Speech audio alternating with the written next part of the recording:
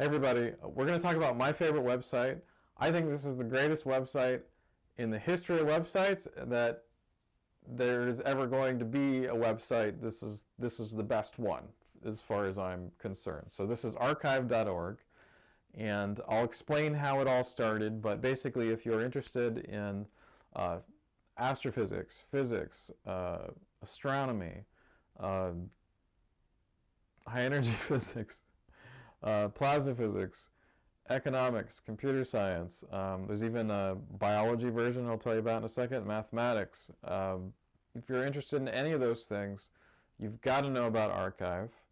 And not only is it a huge compendium of information, it's also completely free. And so it's a great place to go if to find basically the same papers that you can find from journals that you have to pay for, but it's all free on this website.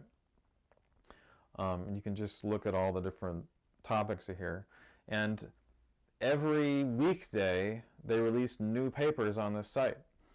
And just to give you one example, so all of the interest about room temperature superconductors and things like that, that was from the arXiv superconductivity page, right? So on July 23rd, 2023, a group from Korea posted a paper on superconductivity arXiv claiming that they had found a room temperature superconductor.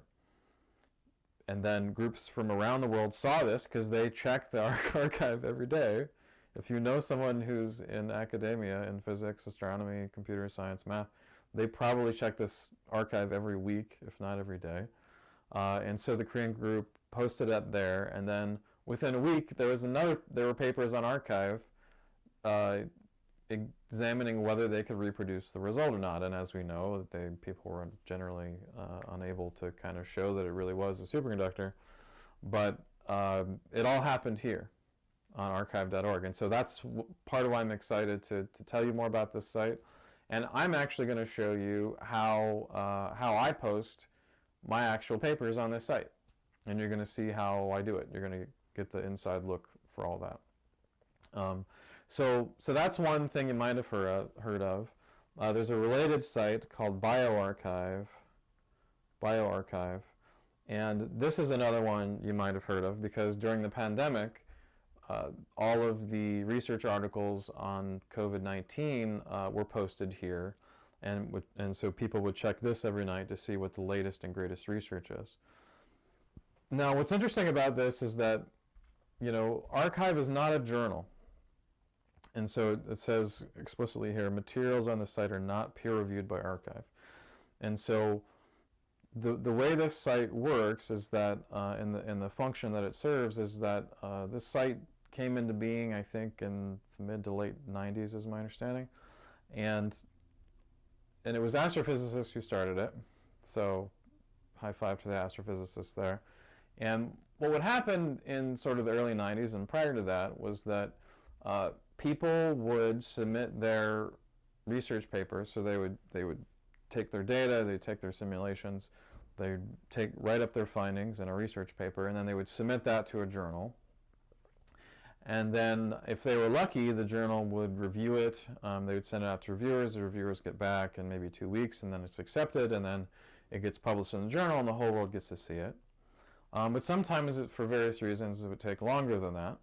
And so what people would do is they would submit their research papers to the journal, but then privately they would share their article that was at that point was under review. They'd share it with their friends, and they'd say, hey, this is what I've been working on, this is what's under review, let me know if you have any comments on it. And a lot of times their friends would say, oh, well, did you think about this? And that would improve the paper while it's being reviewed by the journal, and maybe by the time that the final version, they have a chance to make some improvements to it. And that was fine, but it created this kind of power dynamic where if you were in a certain department, you could figure out about some of the latest research coming out, but if not, then, too bad, right? And so that was not a great situation to be in, and so what people did in the mid-1990s, late 1990s, they created this site. And so what people did instead was that they would post their research papers here at about the same time that they sent it to the journal. And so the journal would be reviewing the papers. But while that happened, people could still check the site to see all the new stuff that was happening. And so instead of like sending it in emails, here's what I've been working on, just everybody gets to see it. And again, everybody gets to see it for free. People across the world can see it for free. They don't have to, you don't even have to create an account here. I'm logged into my account, but anybody can see anything on this thing without an account, which is part of what makes it the greatest website that's ever been created in the history of humankind. If you're going to save one thing from like the history of the world, I think these two websites would be pretty good to have on a thumb drive if you're going off into a spaceship, never to come back. So that's what people ended up doing, is that they started putting their papers here, and they started doing that with astrophysics. So AstroPH was, my understanding, is the first topic that started doing this, and then other fields followed suit in the years that followed. And so a cool thing is that every single day, and I think I already said this, every single day there's new papers out. So for example, just this Friday, just a couple of days ago, in astronomy there were, 94, okay, yeah, like 66 new papers just from Friday. So like, there's a crazy, like when I started as a grad student, I think it was more like 20 papers a day, and now it's 100. Which, the fact that it's 66 is amazing. There's more eyeballs out there looking at the world, looking at science, looking at the stars than ever before. It's a great thing that it's a fire hose. It's only going to get more of a fire hose, and that's an even better thing, because it's just the more things that we can learn. So this is a great thing to take advantage of. And I'm on this site. I have papers that I've posted to the site, and so if you go up here and you search for my name, so Orban Chris, you can find all the different things that I've done. So you're going to hear more about the object tracker on the YouTube channel at some point. Another paper I like to show, this one has some cool results. So this is a paper where we ran the same problem with 3 different codes. So we ran a problem that had to do with laser physics. So the problem was, what happens when a laser comes in and it hits a target and accelerates electrons, and those electrons ultimately cause protons to accelerate. So here's the laser that's coming down, hitting this target. What happens then? So here's sort of a nice picture from the different simulation results there. So that's kind of a cool thing. And the thing that I want to say about this is that the way that these documents are created, they're not created with Microsoft Word. So these documents are created with something called LaTeX, and you can actually see the code that's used to create these papers if you know the right place to look. So we've been looking at the PDF here. But there's also another option to click other formats, and you can download what's called a gzip tar file. And if you download that, you can see the different things that went into this paper. And so I've downloaded it. I'm going to do it on the command line. You don't have to do this on the command line. But I'm going to download it. I'm going to create a folder. I'm going to move this thing into the folder, Smith 2. And then the trick to seeing what's in this file is to type tar -xvf 2103 17248. So I'm going to go ahead and so I'm going to extract the files that are in this thing, and there's all the files that go into this document. So for example, figure 4 is this really nice looking figure that I showed you before.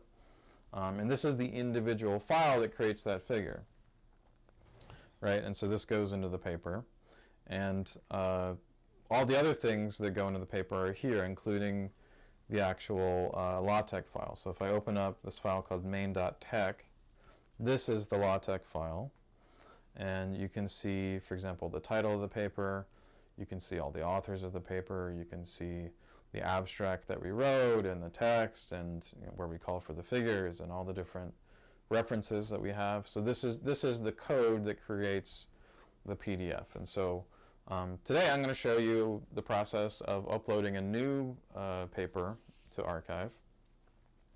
And so you're going to see how this works a little bit. But what I'm saying is that you can download any paper and look at what's there. So if you're curious, like, how did they make that equation? How would you even code that up? Well, look in the paper and see how they did it. So, all right. So I'm already logged into my account. So I'm going to go, am I logged into my account? I thought I was logged into my account. Here we go. And I'm going, so these are all the different papers that I've worked on, and I'm actually going to replace a paper here, is what I'm going to do. And so here we are. The first step is to certify that the above information is correct. So people move around. They go to different institutions, different universities. I'm still at Ohio State. I'm a tenured professor at Ohio State, so I'm not going anywhere anytime soon, so I can certify that that's correct. The next thing is to agree to different instructions, and I've done this before, so I can check that because I know that. And then there's this one, which they make you read a bunch of stuff, which I don't have time to read right now. But go ahead and accept that. By the way, you have to be 18 years of age to post things to the site.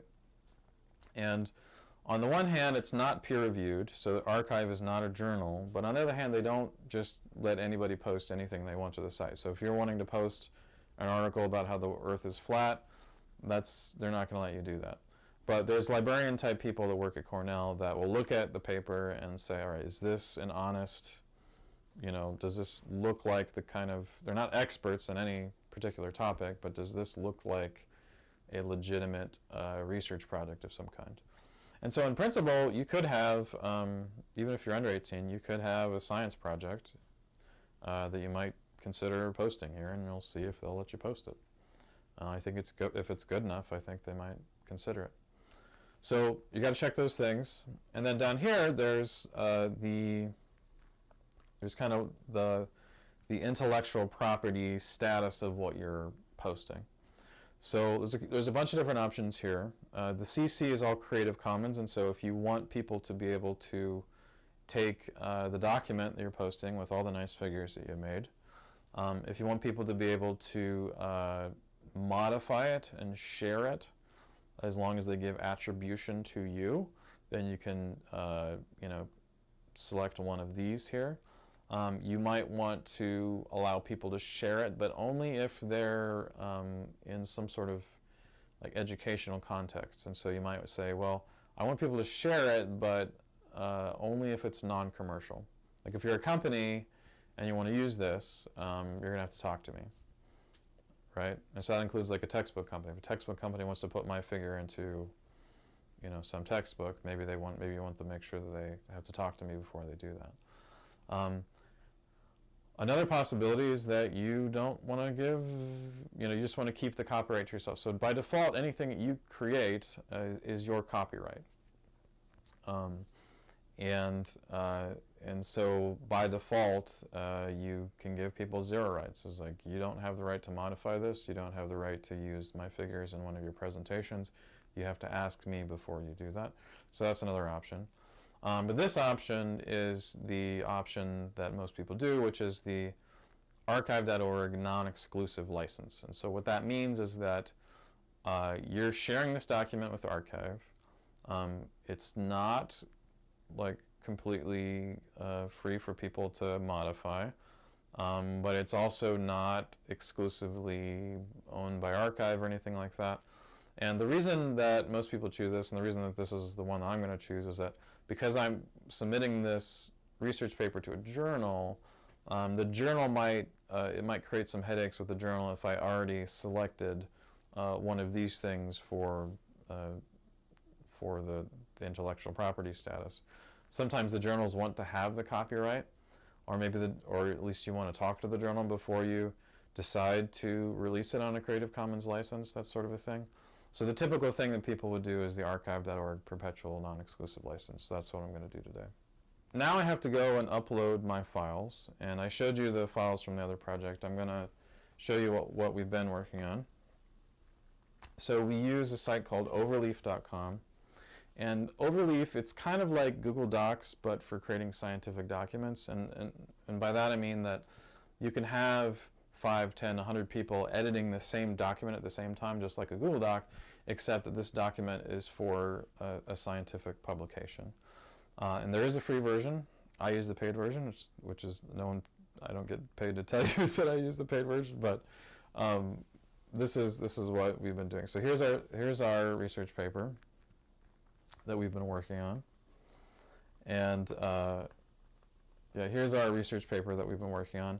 I think it's a really cool thing. I'm really proud of this paper because, you know, when I did my PhD, machine learning methods was like starting to get better and better, but it wasn't really part of what I was doing when I was getting a PhD in physics. And so this is sort of like the first paper, maybe the second paper, where there's like real machine learning stuff in it. And so that's kind of cool for me that I'm continuing to grow and learn as I go. And so these are all the great people that I had to work with on this paper. And this is the LaTeX document that we use to create it. And so there's different ways of getting papers onto arXiv. I think there's a way to do it this way. I'm not 100% sure. I've never actually done it that way. But in my experience, it tends to be kind of, there tends to be some mistakes. Yeah, so this might work for you. I've not tried this one. I'm going to show you how to do it the Chris Orban way, like I do everything. But so here's how I'm going to do it. And there's a good reason to do it the way that I'm doing it, because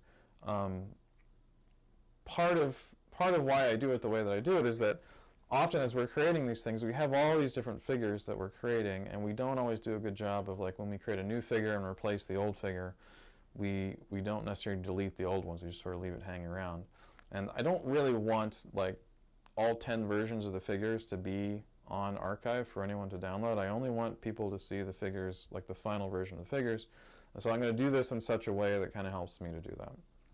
So the first thing to do is you want to download not the PDF but the source file, right? So you know, this site is not designed for you to just upload a PDF and say, okay, now I'm done, right? And so I'm going to have to download the source file that which is a zip file, which you can find, which just happened. So I'm going to go and I'm going to see where that downloaded, and then I'm going to move it to the place where I want it to be. Okay, replace. All right, so I'm going to move that here. Archive replacement 3. Synthetic. All right. You don't have to use the command line for this part, but that's how I do it. All right, so I've got my zip file. Now all I got to do is type unzip tab, and then that gives me all the files that were in my zip file. So there we go. So, and there's the original zip file, but you can also see all the other things that came out of it. And again, there's all these figures here that we don't necessarily need to use. This ms.tech, the ms stands for manuscript. So this is the manuscript that we've written up, whereas the rest of this stuff is mostly the figures. So I'm going to go ahead and upload ms.tech to arXiv, like so. And I could do it for this file. So there's ms.tech. I'm going to click upload. That's going to do it. So that uploaded fine. And then I'm actually just going to go ahead and process the file, because even though I know I haven't uploaded the figures, which I should do, I'm going to go ahead and process the file, because that will tell me what figures that I'm missing. And so I'm going to go ahead and see where it says process file here. I'm going to click that. And again, I'm expecting this to fail. And sure enough, it failed, right?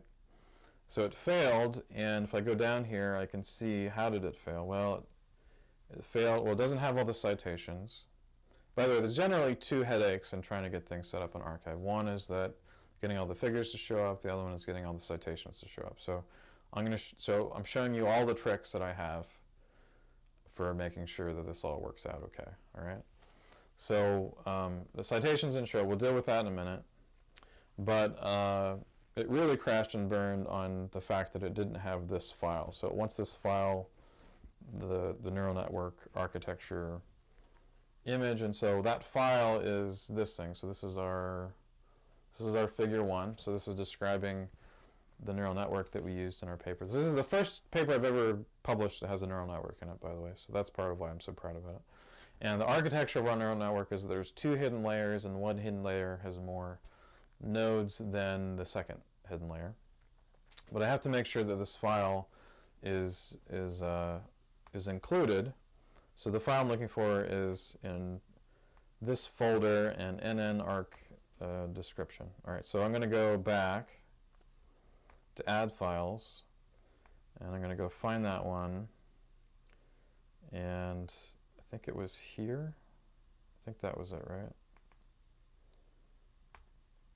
That looks good to me. All right, so I'm going to click upload.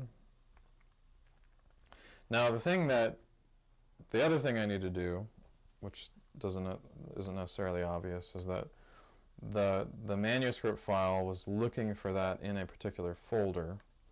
And so what I need to do is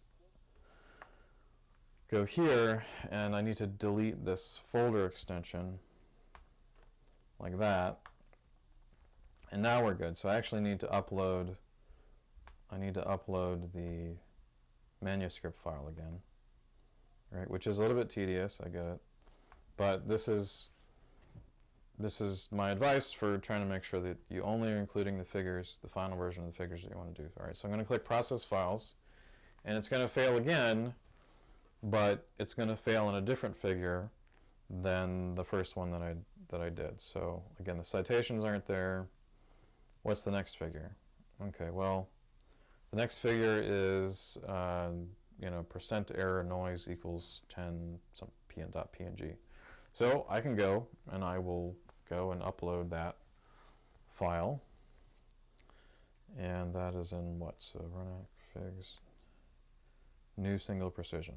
All right, so percent noise error. All right, I'm going to go find that one.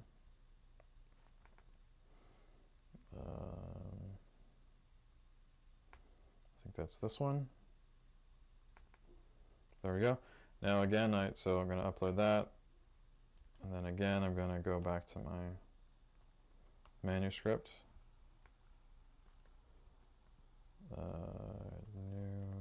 All right, so there's the file, and again I'm going to delete that extension that's there. Okay, and I'm going to do this over and over and over again. I'm going to delete this. So I might fast forward this. I'm not sure how I'm going to do it. But you repeat this process for all of the files that's in your document until it finally succeeds the processing.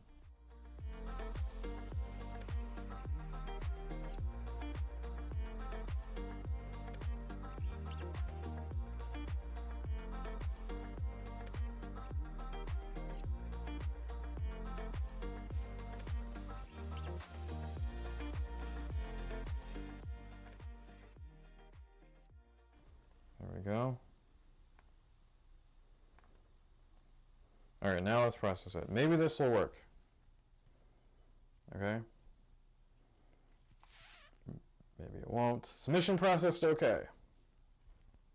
All right, so let's click preview, see what happens. That looks pretty good so far. All right, let's look at the figures. All right, there's a figure that looks pretty good. There's some other figures that we made. So table looks okay. More figures, table, figure. Great.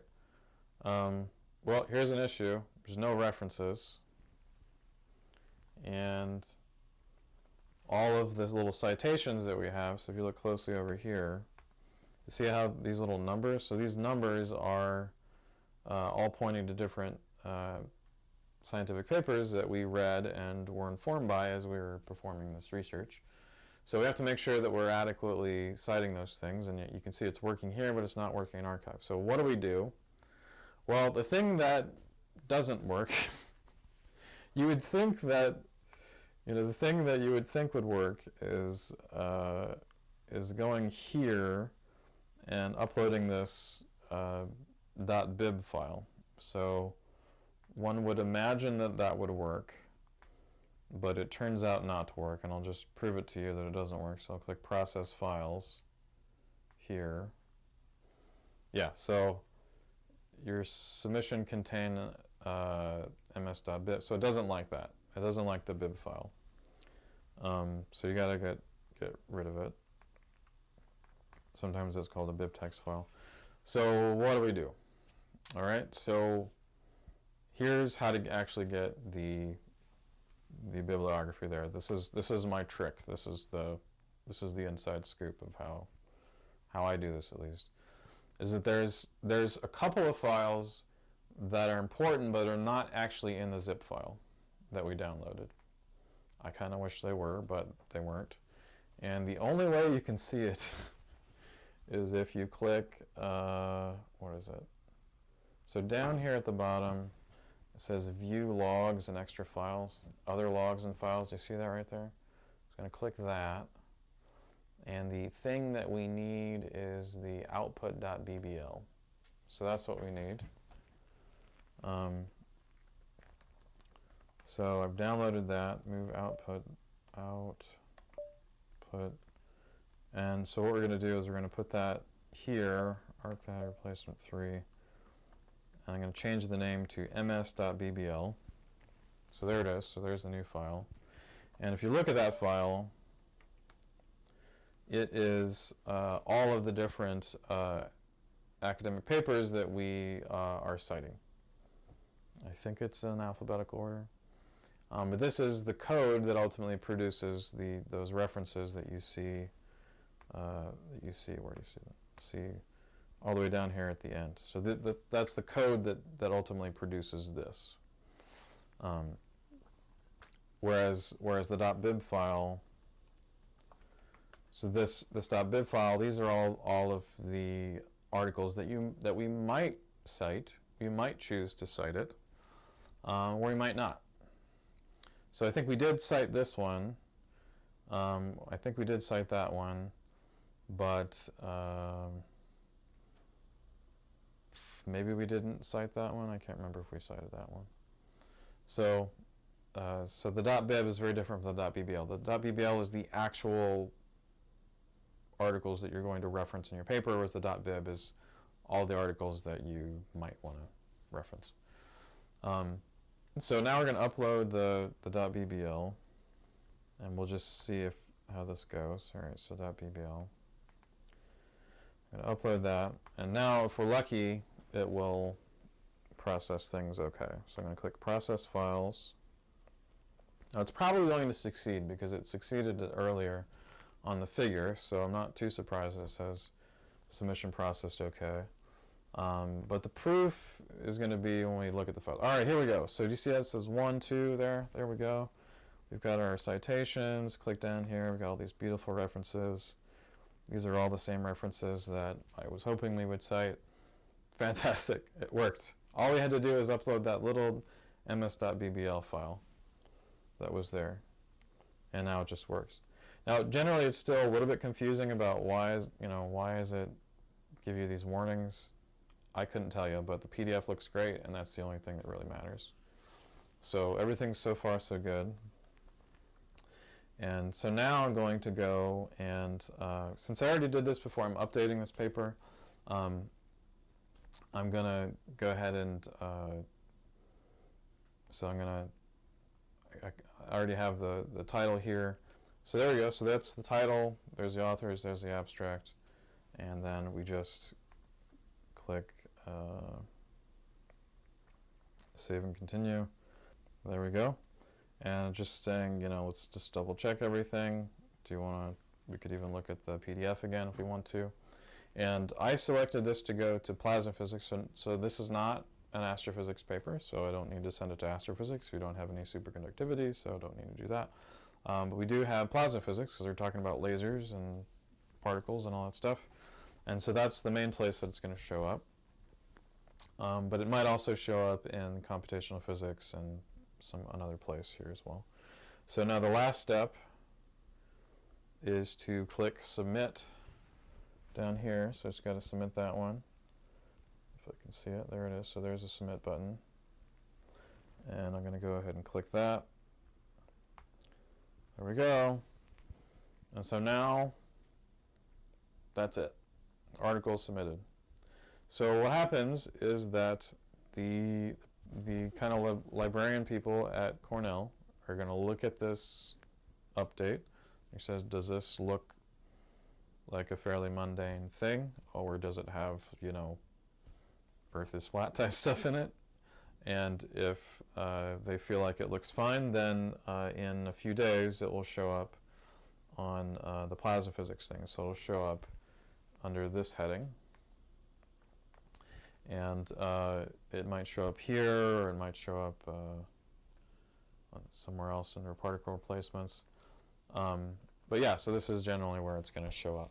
So those are all the tricks that I have for putting things in archive. I hope that some of you watching, someday you're going to put stuff in archive, and we're all going to love to read it. So I hope you find this useful.